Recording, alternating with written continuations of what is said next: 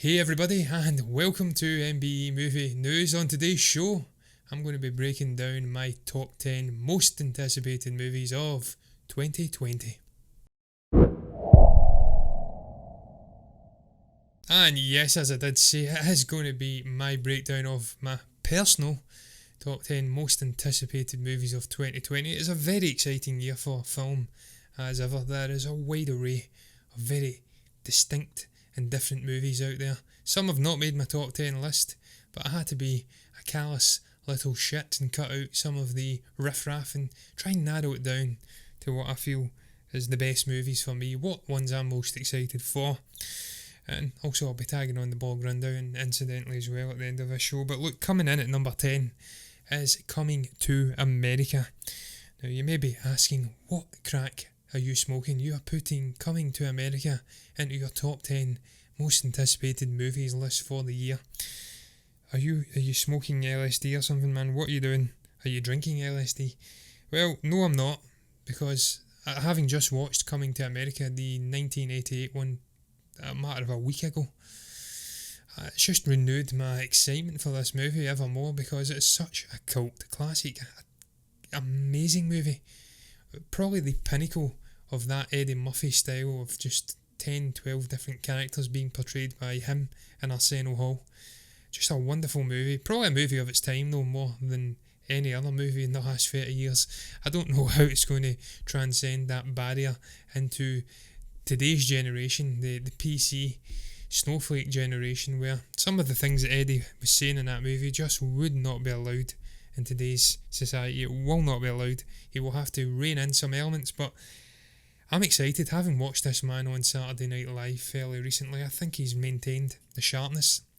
I think he's still an incredibly funny guy, and as we did see with Dolomite Is My Name, a wonderfully talented actor when he puts his mind to it and he gets the right script, and he's driven to do it, because I think he got lazy, certainly in the 2000s, with some of the shit he was serving up, and he's better than that.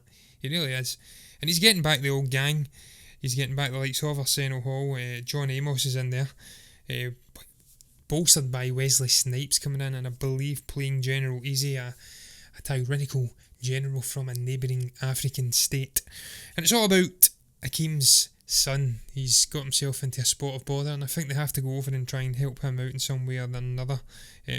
Details are very much shot at the moment, but it is indeed about a long lost son in the United States. He must return to America to meet the unlikely heir to the throne of Zamunda, a sequel to 1998 comedy, obviously Coming to America. Now, he's got a whole array of amazing actors bolstering the OG gang. Of course, the wife of James Earl Jones' character, whose name completely eludes me at the moment, which is shocking. Jaffe Joffer. How can you forget Jaffe Joffer? King Jaffe Joffer of Zamunda. The wife actress, she sadly passed away, I do believe, so she will not be back. But yeah, I'm really excited for Coming to America. I think that as long as it doesn't get too ahead of itself and try to be the original movie, if it tries to do something distinctly different, and we can maintain even a semblance, a fraction of what made that original movie so exciting and so funny, the likes of Randy Watson coming back, Sexual Chocolate, where is he in this moment in his life? Hopefully we'll get the Barber crew back. They should be dead, but hopefully they'll be back anyway. But if it can even do half of what that original movie can do, then it's going to be absolute gold, and I'm looking forward to it. I really am. Since Eddie has made his renaissance, came back, it's just renewed my interest ever more. And he's on board, and he says that the fans will be really excited by what he's produced. But look, I'll move on to my number 9 movie in my top 10 list, and it's The Gentleman. Of course, the latest Guy Ritchie movie, starring the likes of Charlie Hunnam, Matthew McConaughey, Jeremy Strong, I can't speak just now, Colin Farrell, Henry Golding, Hugh Grant. The list is endless, really, and it looks so funny from the trailers. I do hope this is not one of these instances where they've gave away all of the best moments in the trailers, and what we're left with is a dumpster fire of tragic proportions. But look, this is Guy Ritchie. This guy knows how to do this genre better than anyone. It looks like he's going back to his roots, back to a sort of snitch, lock, stock, two smoking barrels era of filmmaking. And this guy knows how to make these movies, more so than most, as I did say. And the chemistry between Hugh Grant and Charlie Hunnam in this looks magnificent. Henry Golding's playing a sort of henchman figure to Matthew McConaughey's antagonistic figure. It looks like it's a good mobster movie filled with British nonsense in it. Amazing looking suits and whatnot. So yeah, man, shell suits as well. So yeah, that is in at number 9 for me. Hope Guy Ritchie is going to give us a real good British mobster movie. It's been too goddamn long. I think the last one I watched was Wild Bill, which was set in London and starred Will Poulter and a couple of other people. That was a wonderful little movie too. So I'm really looking forward to that. And my number 8 is Mank. Moving on swiftly. Mank is the next David Fincher movie, and it's starring a wonderful cast. Just unbelievable. We have Gary Oldman, Lily Collins, Amanda Seyfried, Charles Dance, and a few other names in there that are really exciting me. This movie is about the trials and tribulations of a former screenwriter, Herman J. Mankiewicz, and his tumultuous development of the Orson Welles' iconic 1941 movie, Citizen Kane. Of course, one of the truly great movies in the last 100 years or so. It was just a wonderful movie. And there was a lot of shit going on behind the scenes, as it does say, tumultuous. I can't think of a better guy to come on board and do this than one David Fincher, one of my favourite directors over the last 20-30 years. An incredible guy, pioneering what he does with the camera techniques and whatnot, and just a really good director, as I did say. And he's got the great Gary Oldman in there, and I think magic will happen. And I do believe Gary is playing Herman Mankiewicz, and Orson Welles is being played by Tom Buck as well, another supremely talented young actor. And look, I am really excited for this movie. I can't sit here and say I know a great deal about it, just that Fincher's involved. Oldman's been in there from day one. I can't wait to see what the hell happens. I love me a period piece, and a period piece based around some tumultuous stuff happening in an absolute classic of a Hollywood movie. It's just a match made in heaven for me. So yes, I'm on board for that, and that is my number 8 movie for 2020. Coming in at number 7 though, I have got, in actual fact I've missed a movie there, but look, I'll fling it in at some point anyway. My next movie is Eternals. That is my number 7 movie. I'm getting all discombobulated here. I'm losing the plot, to be quite frank with you. We had 10, 9, 8, 7. Eternals is definitely 7. And Eternals is the next step for the Marvel Cinematic Universe, the next dive into the unknown for Kevin Feige in terms of transitioning from Avengers era into a more cosmic scale Eternals sort of era. I think this movie is going to be incredible in terms of scale, in terms of charting. I think he says several thousand years, 5,000 years, 8,000 years worth of story. It's going to be mind-bending, and it has to pay off. This is the key piece in the Phase 4 transition into a new era for the MCU. And look, when you bring in the acting chops of Angelina Jolie, Richard Madden, Salma Hayek, Camille Nanjiani, Gemma Chan, Kit Harington, Barry Keoghan, you're really laying all of your eggs in one basket. And I think it's a basket that can really champion this new Phase 4 Marvel. It looks so cool. And the more I've heard about it, the fact that this could be the one that sets up the likes of the mutants and whatnot, the deviants, I think they're called, the darker side of the Eternals. It's going to be a very, very exciting movie indeed. And of course it's directed by Chloe Zhao as well, so it's a real trailblazer in terms of the MCU and bringing in a female director. Obviously DC's been doing that for years with Patty Jenkins. But yes, that's my number 7 movie anyway, and I'm going to move on to my number 6 movie. It is Disney's Mulan. Now, I didn't even know this movie existed until about 2-3 months ago, when we'd done our first reaction video, me and Stephen. I have subsequently reacted to another trailer, and I am mind blown by what I'm getting in these trailers. It looks like a distinctly unique movie, a distinctly unique retelling, not at all akin to what we've seen with the other remastering of Disney classic movies. I've never seen the original Mulan, incidentally, so I may be coming from or backing up the wrong tree completely. This may be an exact replica, a clone if you like, of what we got in the original cartoon, I think from the 90s. But then again, I may be wrong. It may be a completely new telling of the Mulan story. It looks wonderful, about a young girl who's thrust out. She doesn't want to be shoehorned into the traditional role that a female had in the Far East China. She wants to go out and fight as a warrior and avenge her father and the honour of her family, and it looks wonderful. It looks epic in scale. She looks like she's a really talented young actress Yifei Liu, who's playing Mulan. We have got Donnie Yen in there, we have got Jet Li in there. It's a fantastic cast and a wonderful, unique story with colourful visions, amazing score, and I'm absolutely on board for it. I says it time and again, I'm a Disney sycophant. I love their content, I love their movies, grew up with them, and it's exciting to see one that I've not seen before. So that's me, my choice at number 6. Coming in at number 5 is No Time to Die. Of course, the latest Bond movie directed by Kari Yoji Fukunaga, and the last Daniel Craig Bond movie. And it also stars a wonderful cast, some coming over from the other Daniel Craig movies, the likes of Ralph Fiennes in as M, the likes of Ben Whishaw as Q, the likes of Christoph Waltz as Ernst Stavro Blofeld, and we have got Lea Seydoux as Madeleine Swan, and just an amazing cast, Ana de Armas as Paloma.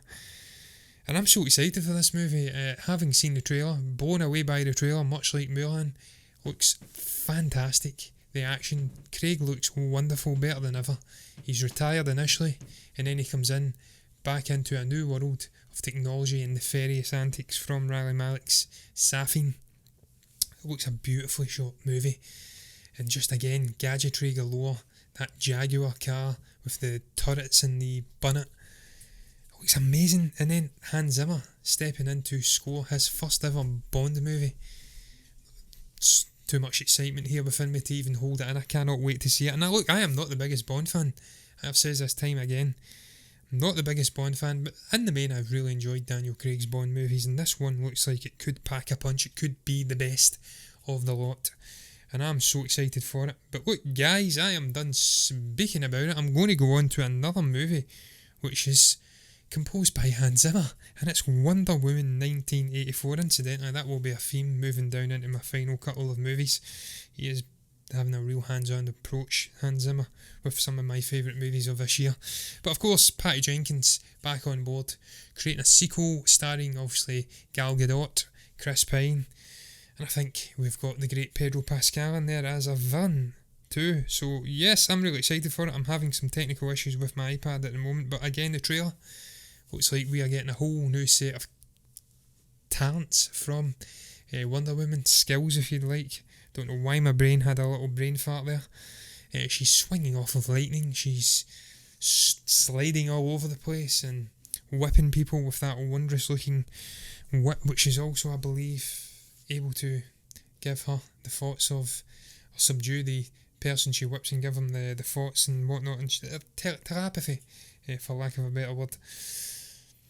This looks amazing, man. This looks as though it could be better than the original Wonder Woman movie, which was one of my favourite DCEU movies. Gal Gadot says time and again, not the most talented actress by any means, but there just seems to be something about the trio of Chris Pine, Gal Gadot and Patty Jenkins. It just seems to make magic work. You fling in Max Lord, played by Pedro Pascal. You fling in Robin Wright again, and Kristen Wiig, I can't say her name, it's Cheetah.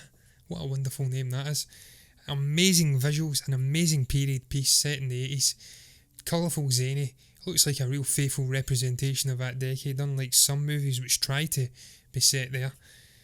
And just big bombastic action sequences, and it's a match made in heaven for me. I love DC, I love Wonder Woman, I love these actors, I love the director, and I love the thought of this movie, and that's why it's coming in at a rather high up, lofty little number 4 for me.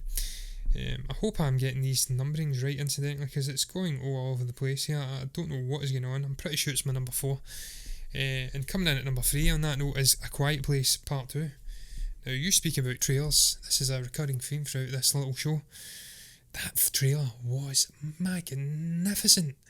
Full to the brim with tension and fear, and not a jump scare in sight. It's all based on tripping over tripwires and just all hell breaking loose. It looks like we're getting a flashback with Emily Blunt's character driving her kids around town, and all hell breaks loose, much like we've seen in Bird Box. This is wonderful, and they've added the acting talents of Cillian Murphy, so that is why it's right up there for me at number 3 in my list. Cillian Murphy, one of my favourite actors. I love the guy. I've loved him since 28 Days Later, 28 Weeks Later, whatever it's called. I've loved that horror movie, incidentally, but I've not seen it in so long. Tommy Shelby, Peaky Blinders, one of my favourite TV shows of the last 5 years. You had this man's acting talents in there alongside the likes of Jimin Hunsu and Lord knows a few other people in there whose names are popping out, and I'm so excited. Millicent Simmons, I can't say her name. What a performance from that young girl in the first A Quiet Place. Of course, she is deaf in real life, or deaf I should say, and she was one of the standouts for me, and I'm going to be intrigued to see if she can transcend over to this movie and give us a uniquely enticing performance. It looks beautiful. John Krasinski, once again, hitting the ball out the park. It's a wife and husband duology we're getting here in terms of lead actor and director. We have got Scott Beck in there, we have got John Krasinski penning it, and it looks amazing. That's why it's making my number 3 in my top 10 2020 most anticipated movies. Coming in at number 2 is Dune, the latest in what seems to be gold standard movies being released by Denis Villeneuve. Some people would disagree because his last one was Blade Runner 2048. I don't. Blade Runner 2048 was a magnificent movie in scale, in terms of visuals, in terms of cinematography, in terms of performances from Harrison Ford and Ryan Gosling. It was a wonderful movie. I don't know why more people didn't go out and watch that movie. Was it as good as the original Blade Runner, despite being much more enormous in scale? No, it was not. But the original Blade Runner was magnificent. Rutger Hauer, Harrison Ford. I can't recall who played Rachel, but she was wonderful as well. But no, it wasn't as big, but it was still amazing. And this man's hit it out the park with the likes of Sicario and a whole host of other movies. The other one, Arrival's the one that springs to mind. Performances that he got out of Amy Adams was just unbelievable. Unbelievable. And he's one of the best directors of his generation. And I'm so excited to see what he's given us here. And he has compiled a simply stunning cast here. Helmed by spearheaded by Timothée Chalamet, Rebecca Ferguson, Oscar Isaac, Zendaya, Jason Momoa, Dave Bautista, Josh Brolin, Javier Bardem, Stellan Skarsgård, David Demalskian. It is just unbelievable, this cast, and the story is so intriguing. It's based on an award-winning novel. I can't speak today. Award-winning novel by Frank Herbert, and it's a sci-fi. So the man's tackled sci-fi to amazing effect in Arrival. This one's more expansive. It's about society and humanity's last hope being on a distant alien landscape where they have to fight for a valuable asset in which to be the final saviour for humanity. It's entrusted in the character of Paul Atreides, I want to say his name is, humanity's last saviour, also played by Timothée Chalamet, and it just seems like the perfect match. This novel sounds incredible. I'm going to read it because quite frankly I love a sci-fi novel. Great cast, great screenwriter in Eric Roth, amazing director, amazing premise, incredible cast. That is why it is my number 2 movie of this year. I can't wait to see it. And then, finally, coming in at number 1, it should be no surprise to anyone who watches our shows, if indeed you do watch our shows, that it is Tenet. I have waxed lyrically about Christopher Nolan for longer than I've been doing MBE stuff. My all-time favourite director of the last 10, 15 years, 20 years. Probably further than that, actually. I think he had a movie prior to Memento, which I still haven't seen, I need to watch. But from Memento onwards, my mind's been blown by this guy's unique cerebral filmmaking. He's just wonderful. The ambiguity that he supplies, if I can speak, that he supplies to his stories. The likes of Inception, Interstellar, Dunkirk, the Dark Knight trilogy, The Prestige. It's just never ending. He is an incredible filmmaker. I love the man. And the performances he gets out of his actors, the great collaborations he has with the likes of Hans Zimmer. I want to find out who is actually doing the cinematography for this movie as well. It's actually Hoyt van Hoytema, who he has worked with before. Incidentally, I'm talking absolute nonsense. It's not Hans Zimmer who is doing the scoring for this. It is the equally brilliant Ludwig Göransson, who has worked on the likes of Black Panther, Creed, and most recently Mandalorian, which was wonderful. You look at the cast: Himesh Patel, John David Washington, Elizabeth Debicki, Robert Pattinson, Kenneth Branagh, Michael Caine, Clemence Posey. Amazing. And that trailer was sublime. Just the visual elements, the story elements, the concept of time flipping over and dabbling with parallel universes, and I want to say, and just time manipulation in general. International espionage and evolution, it's just wonderful, and I can't think of a better actor to helm it than John David Washington. What he gave in Black K Klansman was a magnificent performance, and I'm super excited for this movie. I cannot wait to see it.